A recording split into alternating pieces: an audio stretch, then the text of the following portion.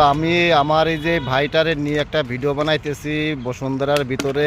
ভাইটা এখন L block 24 নম্বরে এই বাসাবাড়ির ময়লাগুলো সংগ্রহ করে। তা ভাইটা আমি একটু জ্ঞান দিলাম এবং বুঝাইলাম যে ভাই 2 দিনকের জন্য দুনিয়াতে আমরা আসছি, তো হাতে গ্লাভস ব্যবহার করলে এবং মুখে মাস্ক ব্যবহার করলে তাহলে দেখা যাচ্ছে নিজের শরীরটা সেফ থাকলো রোগবালার থেকে। তাহলে আমরা অবশ্যই এই কাজটা কেন ভুল করি, আমরা এটা ভুল না করি অবশ্যই নিজে সচেতন থাকবো এবং পরিষ্কার থাকার জন্য চেষ্টা করব এবং মানুষকেও পরিষ্কার রাখার জন্যও এই কথাগুলো অবশ্যই বলবো। এটা আমাদের দায়িত্ব। এবং আসলে 2 দিনকের জন্য আমরা গরিব মানুষ হয়ে যে পেটের জন্যই অবশ্যই কিন্তু আমরা যে এই যে ভিতরে দেখা যাচ্ছে অনেক আবর্জনা ময়লা, এটা কিন্তু আসলে বিভিন্ন বাসাবাড়ির ময়লা এই যে হাত দিয়ে ছেনতেছে, আসলে এটা কিন্তু ঠিক না। তো ভাইকে বললাম যে ভাই গ্লাভস এবং মুখে মাস্ক ব্যবহার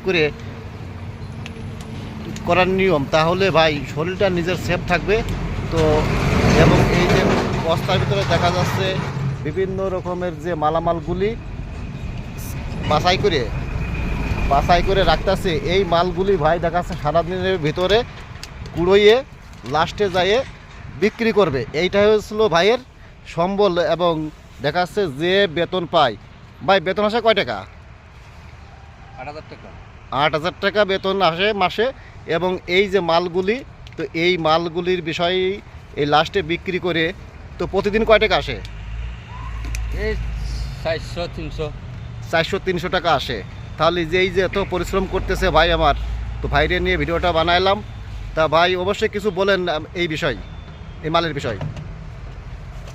বাঙালি সব টুকায় না গা, এই যে ওরা বুয়ারা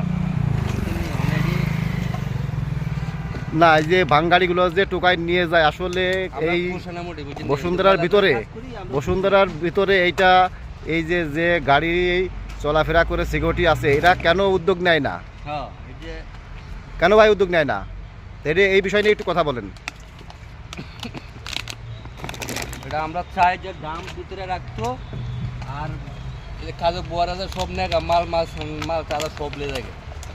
আমরা তো পোষণের মধ্যে হ্যাঁ, এটা আমার আবেদন রইল এই বসুন্ধরার সিটির ভিতরে যে ময়লা বহন সংগ্রহ করে এই যে ভ্যান গাড়িতে, এরাই অগ্রাধিকার। কিন্তু এই যে টুকায় কিছু পার্টি আছে মহিলা দেখি, এরা কিন্তু চোরচুকটা, এরা বসুন্ধরার বাইরের থেকে এসে এরা কিছুদিন হলো আমার এই সাইডে একটা মোটর চুরি করছে, সেই ভিডিওটা বানাইছিলাম।